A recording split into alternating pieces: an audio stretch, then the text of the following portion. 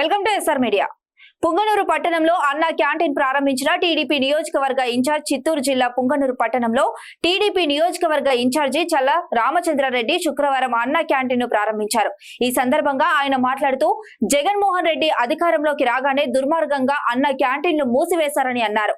NDA ప్రభుత్వం ఏర్పడిన 100 రోజుల్లోనే అన్నా క్యాంటీన్ ను తిరిగి ప్రారంభించడం జరిగిందన్నారు. అన్నా క్యాంటీన్ లో నామమాత్రపు ధరకే పేద ప్రజలకు న్యాయమైన ఆహారం అందించడం జరుగుతుందని చల్లాబాబు తెలిపారు. ఈ కార్యక్రమంలో municipal commissioner Narasimha Prasad Reddy, TDP నాయకులు వెంకటరమణరాజు, సివి రెడ్డి, శ్రీకాంత్, గిరిబాబు, సుబ్రహ్మణ్యం రాజు, ఎన్డీఏ కూటమి నాయకులు, కార్యకర్తలు, అభిమానులు పాల్గొన్నారు.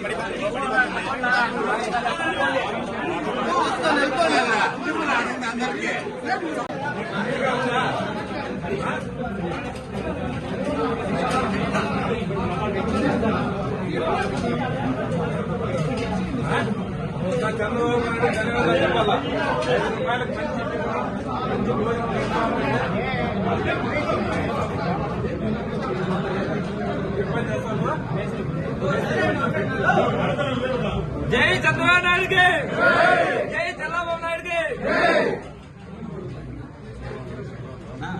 5 రూపాయలకి అన్నం అవుతేనేమి, టిఫిన్ అవుతేనేమి అనేక రకాలతో మంచి క్వాలిటీ భోజనం ఇవ్వాలని చెప్పి ఆ రోజు నిర్ణయం తీసుకొని ఆ రోజు ఓపెన్ చేసి గత 1 సంవత్సరం పొడుగునా ఆ పథకాన్ని కొనసాగిస్తే ఆ రోజు నుంచి వైఎస్ఆర్ పరిపాలన వచ్చిన ఈ జగన్మోహన్ రెడ్డి ఆ పథకాన్ని మూసివేసి ఆ క్యాంటీన్లన్నీ ధ్వంసం చేసి ఆ రోజు పేద ప్రజలను పొట్టగొట్టిన వ్యక్తి ఈ జగన్మోహన్ రెడ్డి.